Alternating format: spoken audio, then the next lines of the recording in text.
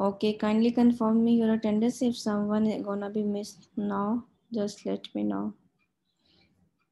It's 06, 10, 12, 13, 14, 15, 16, 18, 19, 22, 23, 26, 28, 29,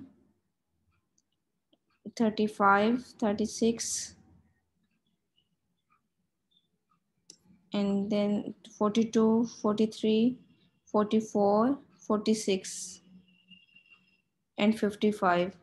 इसके अलावा अगर कोई स्टूडेंट ऐसा है जिसकी अटेंडेंस मार्क नहीं हुई है वो मुझे कंफर्म कीजिएगा प्लीज़। सबकी अटेंडेंस मार्क हो चुकी है?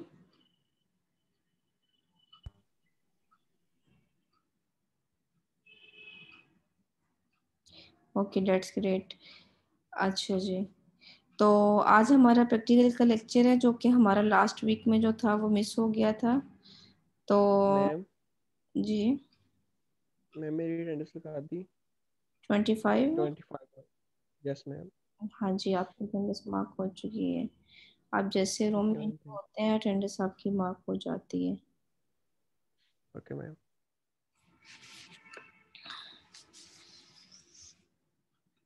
अच्छा जी, आप लोगों ने सीक्वल कर रहे थे, तो आप लोगों को अगर कोई इसमें इशू है तो आप मुझसे पूछ लें, नहीं तो हम अपना आज का लेक्चर जो है वो स्टार्ट करें।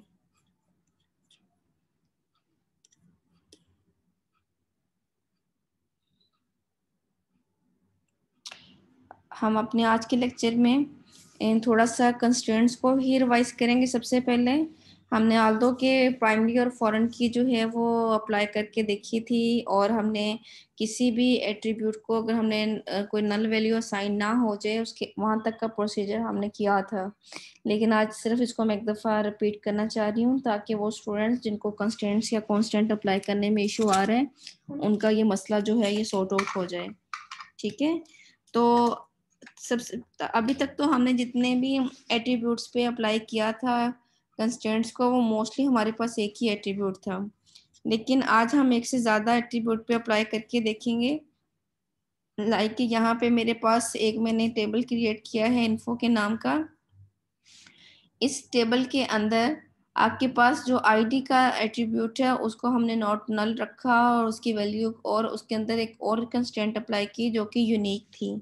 ठीक है, यूनिक का क्या मतलब है कि आपके पास जो आईडी की वैल्यू जब आप डेटा इंटर करें तो उसके अंदर कोई डुप्लीकेशन ना आए, आपके पास हर दफ़ा एक यूनिक वैल्यू असाइन हो।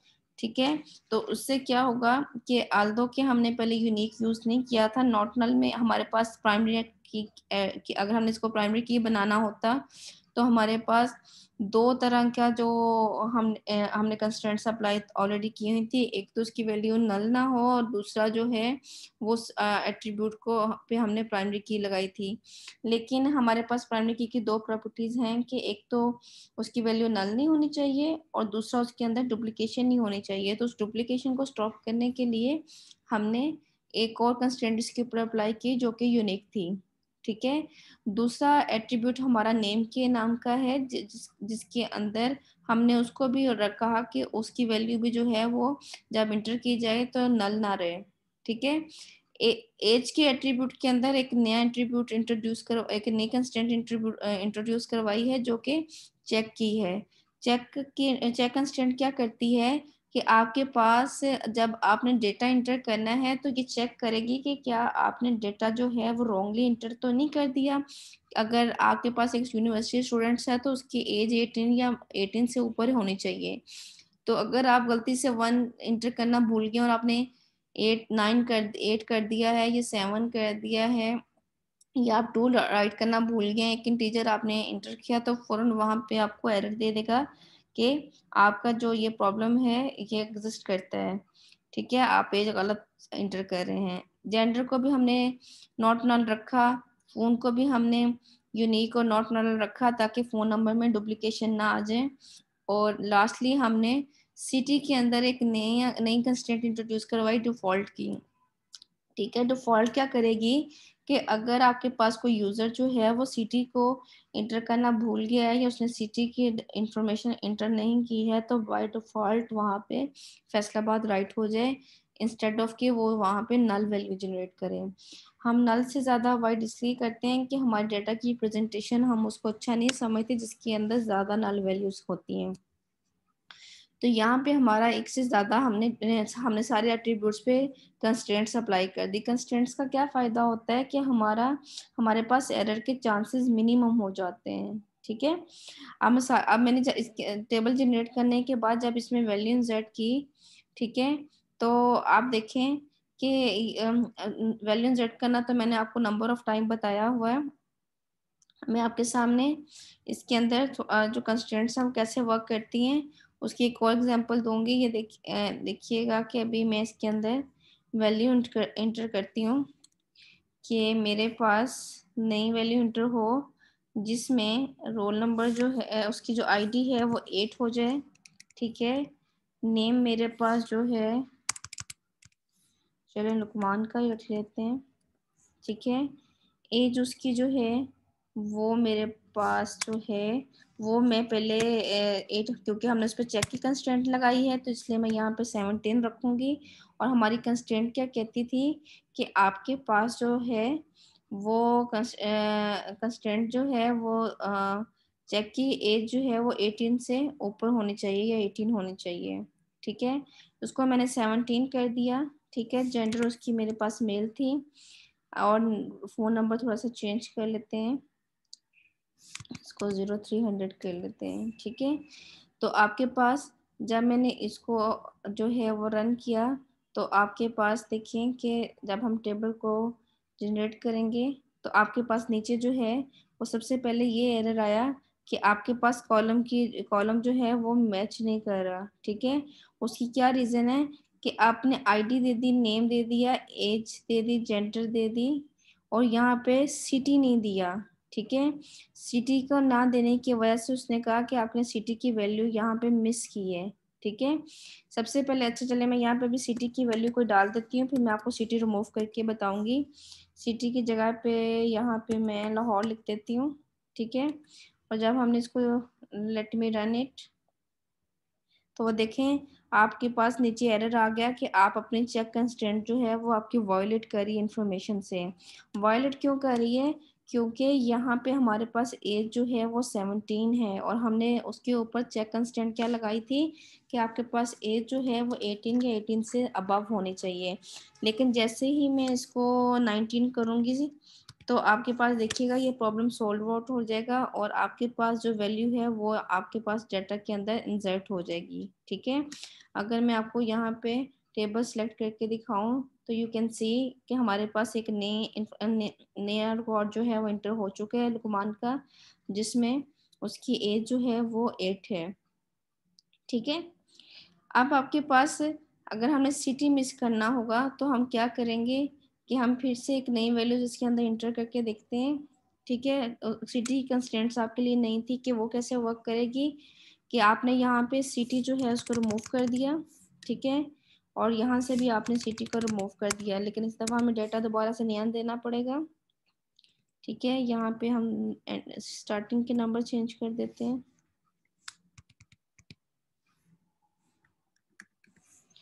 और यहाँ पे किसका नाम डालें? अब जनेशा का डाल देते हैं।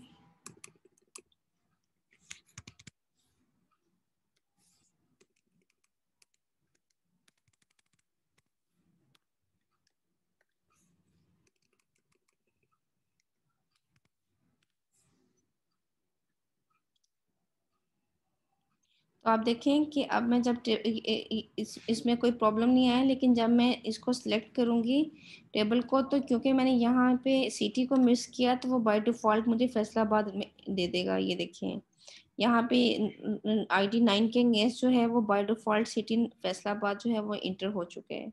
ठीक है। ये दोनों कंस्ट्रेंट इस तरीके से वर्क करती हैं। और हमने कौन सी नई कंस्ट्रेंट रखी थी? यूनिक की। यूनिक की कंस्ट्रेंट क्या कहती है कि आपके पास सिर्फ रिपीटिशन नहीं होनी चाहिए कहीं पे भी। ठीक है।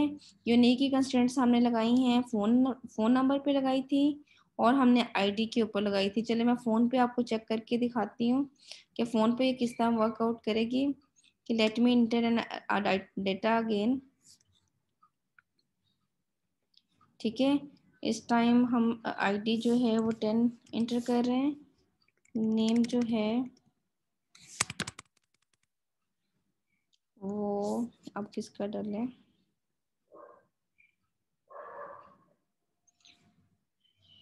कौन कौन से बच्चे हैं आपकी क्लास के? और अलीहा का डाल लेते हैं। ठीक है,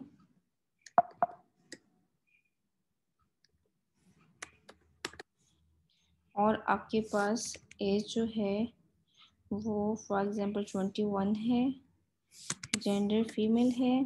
ठीक है, मैंने यहाँ पे आप देखिए कि मैं यहाँ पे रिपीट नहीं नंबर चेंज नहीं कर रही हूँ। तो जब मैं इसको रन करूँगी तो वो मुझे एरर देगा। देखिए एरर क्या दे रहा है मुझे कि आपके पास यहाँ पे डुप्लीकेट एंट्री है। किसकी डुप्लीकेट एंट्री है? फ़ोन नंबर की डुप्लीकेट एंट्री है। ठीक है, तो इसका मतलब है कि हमारे पास अगर हमने यहाँ पे यूनिक कंस्ट्रेंट लगाई है तो हमें यहाँ पे नंबर जो हैं वो भी हर दफ़ा यूनिक देने पड़ेंगे। आपके पास नंबर जो हैं वो आपके पास रिपीट नहीं होने चाहिए। ठीक है, तो अगर मैं इसका नंबर चेंज कर दूंगी तो आपके पास देखिए कि उसने वर्क किया और आपके पास जो है वो लिहा का डेटा जो है वो आपके पास इंटर हो चुका है। Let me draw the table again so that you can check the values. तो आपके पास ये देखिए आईडी 10 के अगेंस्ट जो है वो डेटा जो है वो इंटर हो चुके हैं। ठीक है, अब हमारे पास नेक्स्ट जो है वो लाइक की कमांड आती है। लाइक की क्यूरी क्या कहती है? लाइक की क्यूरी बिल्कुल ऐसे ही वर्क करती है जैसे वेयर की क्यूरी करती है। ठीक है, आई गेस कि ये मैंने आपको पहले करवाया हुआ था लेकिन मुझे श्योर नहीं था, तो इसलिए मैंने कहा चले अगर करवा दिया हुआ तो रिपीट हो जाएगा। कि आपके पास फॉर एग्जांपल आप इसको ये इट्स वेरी सिंपल कि आप क्या करते हैं कि आप कहते हैं कि आपके पास इन्फो के टेबल से सारी डिटेल लेके आए उन उन स्टूडेंट्स की जिनकी जेंडर जो है वो फीमेल है। ठीक है, तो जब मैं इसको हम उसके लिए क्या कहते हैं कि वेयर जेंड, अब मैं चाहूँ अगर हमें यहाँ पे लाइक का नाम लिखती तो मैंने क्या लिखना था कि where gender equal to female. ठीक है, तो ये बिल्कुल सेम वे में वर्क करेगी जैसे कि लाइक का ऑपरेटर कर रहा है। ठीक है, अब लाइक का ऑपरेटर लगाएंगे तो ये देखिए आपके पास वो स्टूडेंट जिनकी जो जेंडर फीमेल है वो सारी डेटा में से रिट्रीव होके आपके पास आ गई हैं। ठीक है, इसी तरह आपके पास हम मोस्टली जो लाइक की कंस्ट्रेंट है वो यूज करते हैं वहां पे जहाँ पे हमने किसी नेम को सर्च आउट करना होता है और ऐसे नेम को जिसमें जो है वो हमारे पास या तो हम स्टार्टिंग लेटर दे देते हैं या हम मिडिल का कोई करेक्टर दे देते हैं और या हम उसका अपर केस और लोअर केस दे देते हैं। ठीक है, अब जैसा कि मैं आप उसके लिए क्या करते हैं कि आपने जिस लेटर से इसको सर्च आउट करना है उसका लेटर लिख के साथ में आपने एक परसेंटेज साइन एंड पे देना होता है। कि परसेंटेज साइन का मतलब होता है कि स्टार्टिंग उसकी ए हो, बाद में जो मर्जी आए। ठीक है, तो जब स्टार्टिंग ए हो और बाद में जो मर्जी है जब आप उसको स्टार्ट करेंगे तो आपके पास जितने भी नेम ए से स्टार्ट हो रहे हैं, देखिए अली, एहसन, अलीहा, ये 3 स्टूडेंट्स का डेटा जो है ये मेरे पास जो है वो वो मुझे मिल गया है। ठीक है, इसी तरह अगर मैं कहूँ कि ऐसे स्टूडेंट जिनके नाम में एस से आए और आगे पीछे जो मर्जी आए उनको मैं सर्च आउट करूंगी तो आपके पास जो है जिन जिन जिन स्टूडेंट्स के नाम में एस और ए आ रहा है इकट्ठा, ये देखिए एसन में एस से ए आ रहा है, साद में एस से आ रहा है, हसान में एस से आ रहा है, तो उन स्टूडेंट्स के डेटा जो है वो मेरे पास जो है वो प्रेजेंट हो गए। ठीक है, सम टाइम हम लाइक के साथ एक बाइनरी का कीवर्ड यूज करते हैं। बाइनरी का कीवर्ड जो है वो आपके पास केस सेंसिटिविटी के लिए होता है। ठीक है, केस सेंसिटिविटी का क्या मतलब है कि लाइक के आपने अगर स्मॉल ए डाला है तो आपके पास देखिए मेरे पास डेटा के अंदर कोई भी वैल्यू जो थी वो मेरे पास स्मॉल ए के साथ स्टार्ट नहीं हो रही थी, तो उसने मुझे नल वैल्यू रिटर्न की। ठीक है, लेकिन अगर मैं यहाँ पे कैपिटल ए लिखूंगी तो मेरे पास कैपिटल ए के साथ यहाँ पे जितने भी नेम होंगे वो आपके पास जो है वो शो हो जाएंगे। ठीक है, तो हम बाइनरी के जो कीवर्ड है वो केस सेंसिटिविटी के लिए यूज करते हैं। क्लियर? यहाँ तक कोई क्वेश्चन है तो पूछ लें, फिर मैं आपको नेक्स्ट क्वेश्चन करवाती हूँ।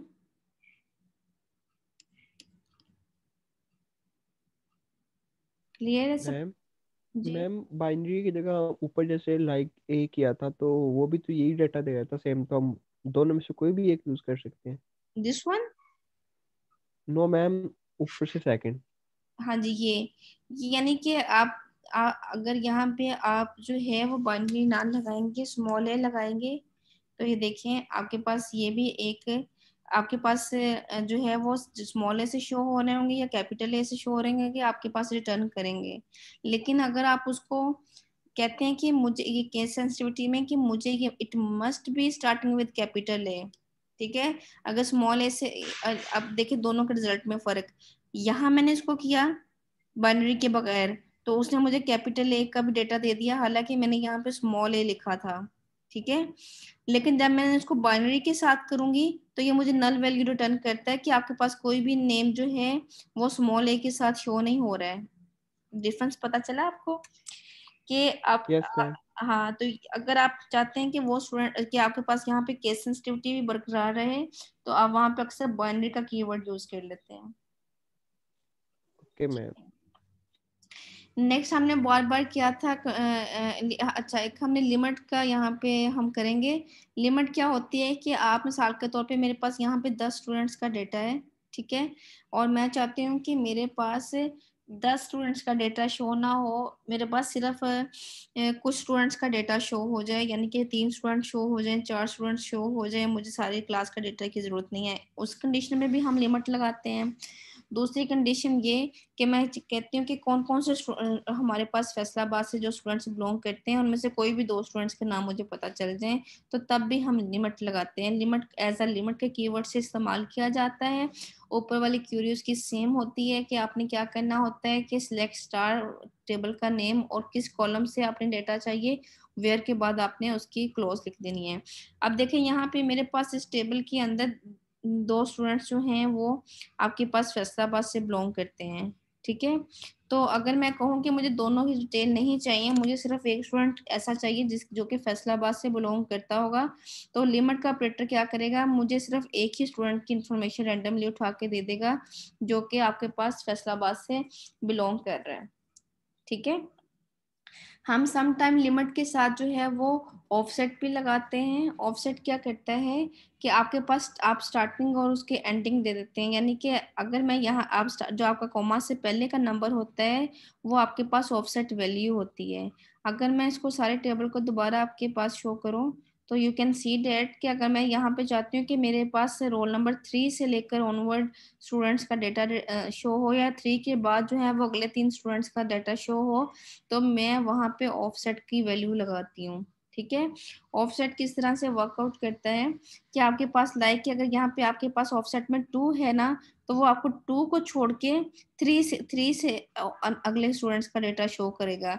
उसके बाद वो लिमिट देखेगा कितने स्टूडेंट्स की, 3 स्टूडेंट्स की, तो 3 से लेकर अगले 3 स्टूडेंट्स का डेटा शो होगा, यानी कि 3, 3, 5 और 6, इन 3 स्टूडेंट्स का डेटा जो है वो मेरे पास जो है वो इसमें शो होगा, ठीक है।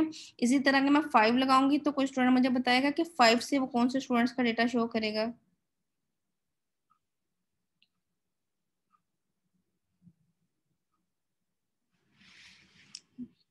आइडिया है? अभी मैंने आपको एक्सप्लेन किया कि आपके पास जो आप ऑफसेट लगाते हैं उस, मैम 5, 6 और 8। नहीं, 5 को मिस करेगा, ठीक है, 6 और 8 को शो करेगा, ठीक है।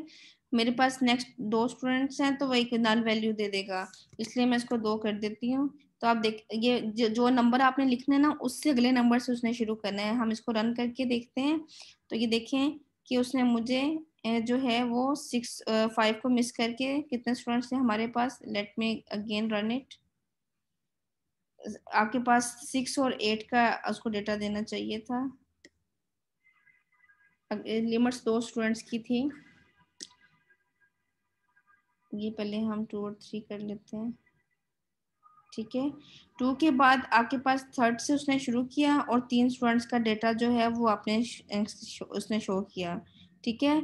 लिमिट 5 से आपने जब उसको रन किया तो उसने आपके पास 5 के पास बाद हमारे पास स्टूडेंट्स कितने थे, पहले हमें वो चेक कर लेने चाहिए। हमारे पास यहाँ पे टेबल की क्वेरी लिखी हुई है, हम उसी को रन करेंगे। 5 के बाद उसने 6 से स्टार्ट करना था। 6 के बाद जो 2 स्टूडेंट्स थे उनका डेटा उसने हमारे पास शो किया, जो कि हमारे पास 6 और 8 एक्सपेक्टेड होना चाहिए। अगर हम इसको 3 करके देखते हैं तो लेट्स सी, आपके पास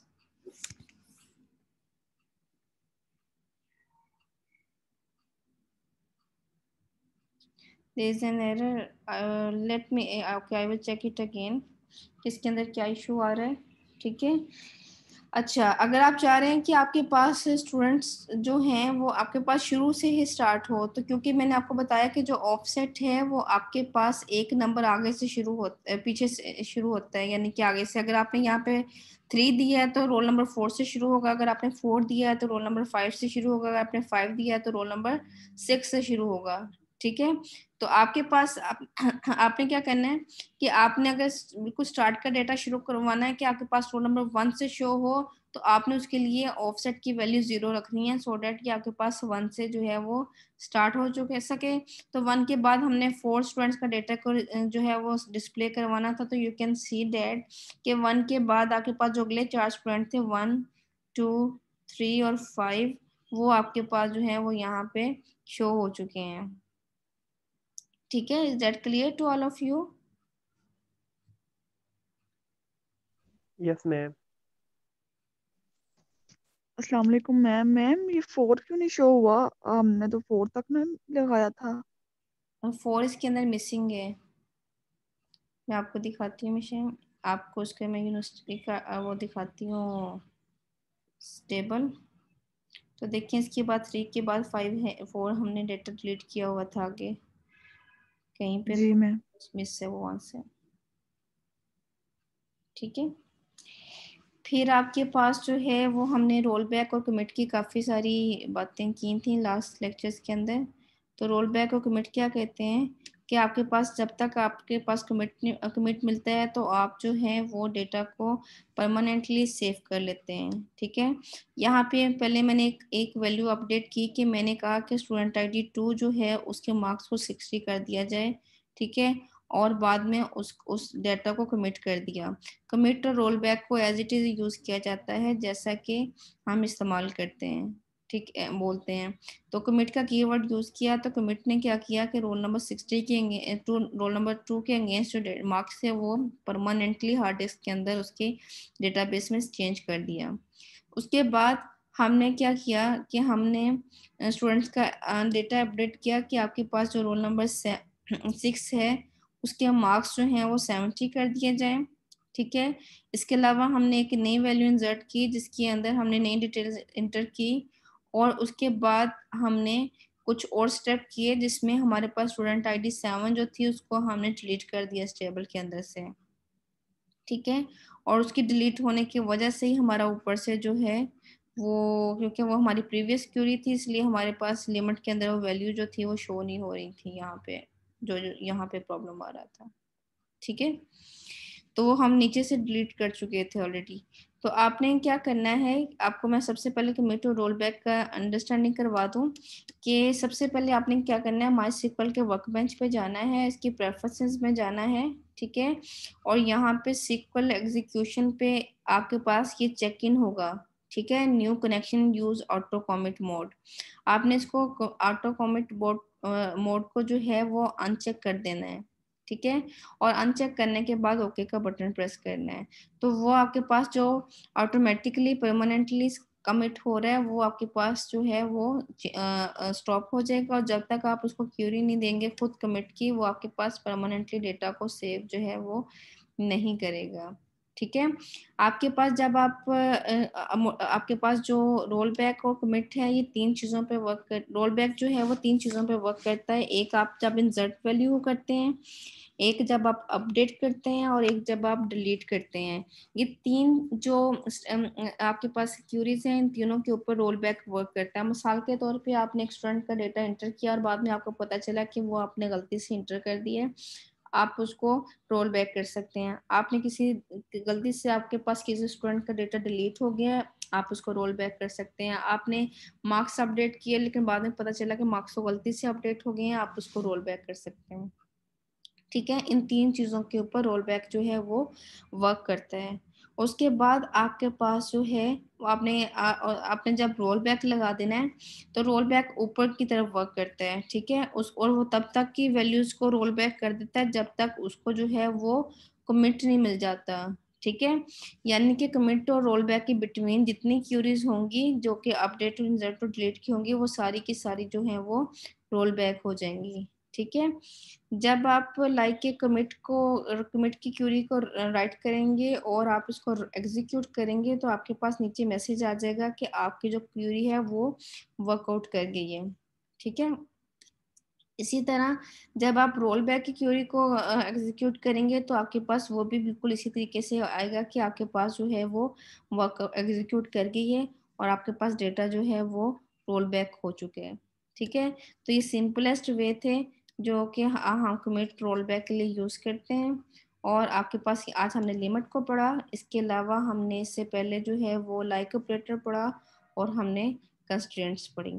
ठीक है, ये हमारा आज का लेक्चर था। आप इसकी प्रैक्टिस कीजिएगा, मैं आपको लेक्चर भी सेंड कर दूंगी और इसकी वीडियो भी सेंड कर दूंगी। अगर आपको अपने प्रैक्टिकल से रिलेटेड कोई क्वेश्चन होगा तो आप मुझसे पूछ लीजिएगा। Is that clear to all of you? अगर आपको कोई क्वेश्चन है तो आप मुझसे पूछ सकते हैं।